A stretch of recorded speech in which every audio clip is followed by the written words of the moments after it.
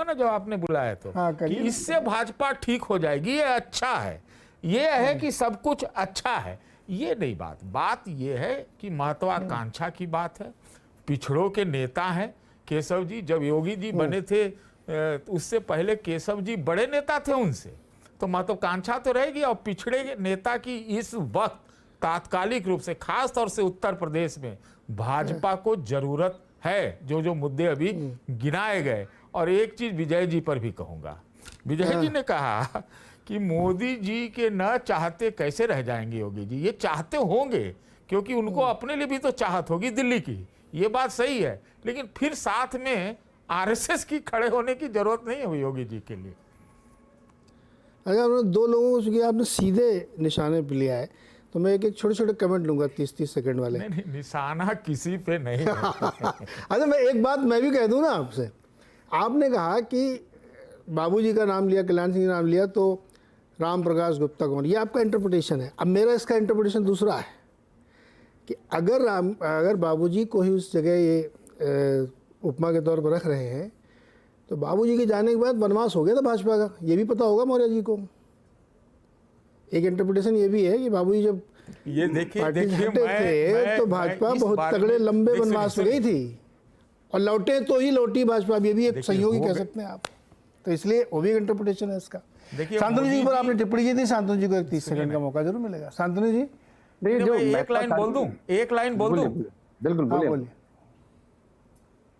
मैं बोल रहा हूं कि मोदी जी और योगी जी के रहते 35, 33, 37 कितना नंबर पे पहुंच गई बीजेपी यूपी में, तो आधा वनवास तो ही हो गया। अब आगे हो सकता है अच्छा हो जाए, मैं नहीं कहता कि नहीं अच्छा हो, नहीं हो सकता, लेकिन क्या है कि आप जिस तरह से देखें उसी तरह से दिखेगा। बिल्कुल। शांतनु जी, छोटा सा एकदम कमेंट। दो बातें क्विकली कहूंगा। जैसे आपने कहा, सतीश जी ने कहा कि मैं शायद रामकृपाल जी एक भाजपा के पक्ष में या भाजपा की तरफ से बोल रहे हैं, उनके कॉरेस्पॉन्डेंट की तरह बोल रहे हैं। देखिए, इंटरप्रिटेशन है। अगर बाबू कल्याण सिंह का नाम लेते ही आप जाके, सतीश जी मेरा एक प्रयोग करिएगा, 100 विद्वान लोगों से बोलिएगा कि जब दिमाग में आता है, अगर मैं कहता हूं कल्याण सिंह, तो क्या दिमाग में आता है? कल्याण सिंह दिमाग में आता है राम मंदिर मूवमेंट, कल्याण सिंह दिमाग में आता है ग्लो नेता, कल्याण सिंह दिमाग में आता है कि चीटिंग नहीं होने देंगे, कल्याण सिंह दिमाग में आता है तो स्ट्रॉन्ग लॉ एंड ऑर्डर। लेकिन सतीश जी के दिमाग में आता है कल्याण सिंह के बाद राम प्रकाश गुप्ता जी आए थे। केवल ये उनकी कल्याण सिंह की अगर हिस्ट्री है, तो फिर अगर ऐसे विश्लेषण को विश्लेषण कहेंगे तो ठीक है, वो भी विश्लेषण है फिर, ठीक है जी बताऊंगा। देखिए, जवाब तो मुझे देना चाहिए, लेकिन समय कम है, इसलिए मैं समय कम है। हाँ, समय कम है सर। अरे फिर इसमें तो फिर बहुत लंबा जाएगा। हाँ विजय जी, आपके ऊपर भी एक टिप्पणी हुई थी, 30 सेकंड आप बोलिए सर, फिर मैं प्रेम कुमार जी के पास जाता हूँ। सतीश जी की टिप्पणी पर मुझे कोई जवाब नहीं देना। कल्याण सिंह जी के, सतीश जी बड़े भाई हैं हमारे, ठीक है। बात मैं कल्याण सिंह जी पर एक तरीके से, मैं दूसरे तरीके से सोचता हूँ कि केशव मौर्य जी ने जब कल्याण सिंह जी को याद किया है, तो वो भी एक ट्विस्ट है। कल्याण सिंह जी भारतीय जनता पार्टी के सबसे बड़े पिछड़े और दलितों के नेता हैं। बिल्कुल। योगी आदित्यनाथ जी के रेफरेंस में कल्याण सिंह जी को याद करना, क्या इसके भी कोई मायने हो सकते हैं? ये केशव प्रसाद मौर्य जी जानते होंगे, मैं राम प्रकाश गुप्ता वाले रेफरेंस में नहीं जाना चाहता, लेकिन कल्याण सिंह जी पिछड़ों के, दलितों के सबसे बड़े नेता रहे भारतीय जनता पार्टी के। आज केशव मौर्य भी वहीं जानने चाहते हैं जी। अब वो उस लाइन को योगी आदित्यनाथ जी से जोड़ रहे हैं, इसका रेफरेंस मुझे नहीं पता मैं, लेकिन इसको इस तरह से देखता हूँ। सतीश जी को कहते हैं, उस पर मुझे कोई परेशानी नहीं जो बोलते जी। राम कृपाल जी, नीरज जी, सतीश जी ने मेरा भी नाम लिया, मैं एक वाक्य 2 वाक्य कहूंगा। सतीश जी ने कहा कि हम लोग बीजेपी की, मैं एक आपको छोटी घटना बता रहा हूं। एक जमाने में एक मिश्रा जी हुए थे मुख्यमंत्री उत्तर प्रदेश के, श्रीपति मिश्र। तो जिस दिन श्रीपति मिश्र हुए थे, उसके 4-5 दिन ही बाद एक अखबार में एक हमारे मित्र ने एक खबर लिखी कि श्रीपति मिश्रा हटाए जाएंगे। वो खबर आई गई हो गई, 2.5 साल बाद श्रीपद मिश्रा हटाए गए। तो वो पत्रकार उस सम्मेलन में पहुंचे, तो श्रीपद मिश्रा उनको देखते ही कहा, आइए आइए आइए भाई साहब, आपकी खबर सही हो गई। तो बोले, मेरी कौन सी खबर? अरे बोले, वही मैं हटाया जा रहा हूँ, आपने लिखा था बहुत पहले ही। तो ऐसे ही अब बीजेपी 2.5 हो गई है। मैं मानता हूँ कि कभी ना कभी तो बीजेपी जाएगी, हमेशा के लिए नहीं आएगी, लेकिन अब कमजोर हुई, अब 10 किलो कम हो गया, अब 5 किलो कम हो गया, अब जाएगी। ये 2012 से मैं सुन रहा हूँ। जितने जी, बार लोग अरे आते हैं, रामकृपाल सर, बस गए सुनो ना। काम से, गए काम से। ये जो आपने कहानी सुनाई ना सर, लाइटर नोट पे करो, ये कालजयी घटना है। जैसे हम लोग मार्केट में कहते हैं कि बंद घड़ी भी दिन में 2 बार सही होती है। बंद घड़ी रखे तो दिन में 2 बार सही पड़ेगी। तो मार्केट में हम लोग या कुछ भी बोलो आप, कभी ना कभी तो सही हो ही जाएगा वो। तो इसलिए हर आदमी सही। लेकिन चलो प्रेम जी के पास चलते हैं। प्रेम जी, क्या देखा आपने सर? देखिए, जिस विषय पर हम लोग चर्चा कर रहे हैं, तो कुछ बात तो आपके मन में आई, तब तो इस विषय पर चर्चा कर रहे हैं। हाँ, कुछ समय पहले केशव प्रसाद मौर्य जी के बयान आते थे, उसको भी अस्वाभाविक माना जा रहा था संगठन बड़ा की सरकार, क्योंकि उसकी टाइमिंग थी कि चुनाव में हार के बाद कौन जिम्मेदार है। तो उसके परिप्रेक्ष्य में उसकी बहुत चर्चा हो गई, और योगी आदित्यनाथ जी का एक अलग कहना था कि हम ओवर कॉन्फिडेंस से हारे। तो बीजेपी में हुआ कि भाई लीडरशिप में 2 लीडरशिप है जो ऐसे सोच रहा है, एक ओवर कॉन्फिडेंस और दूसरा पूछ रहा सरकार बड़ा या संगठन।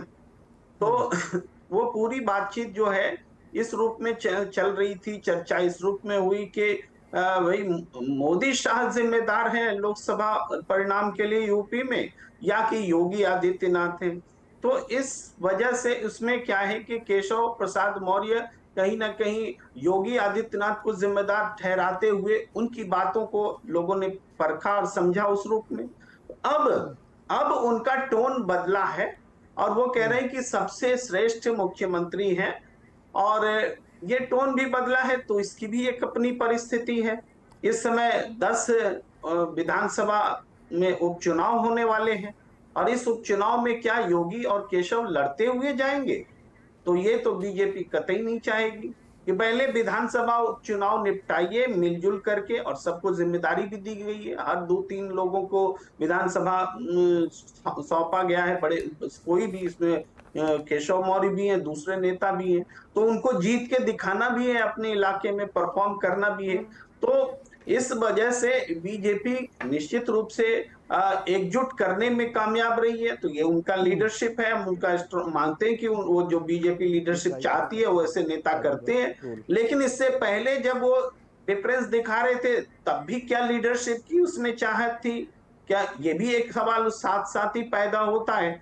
तो इस परिप्रेक्ष्य में ये चर्चा जो है महत्वपूर्ण हो जाती है कि ये टोन बदला क्यों, और टोन बदला है तो इसका निश्चित कारण है सामने का उपचुनाव। और इसका अगर दूसरा हम साइड में मतलब देखते हैं, तो योगी आदित्यनाथ जी को नेता मानते हुए वास्तव में चुनाव परिणाम के लिए उत्तरदायी ही ठहराया जा रहा है। चाहे उपचुनाव जीत लीजिएगा तब भी, और चाहे लोकसभा चुनाव हार गए तब भी। तो ये जो इनर पॉलिटिक्स है कि हार के लिए कौन जिम्मेदार, इसी सवाल का हल नहीं मिल रहा है, इसलिए इतनी चर्चा हो रही है।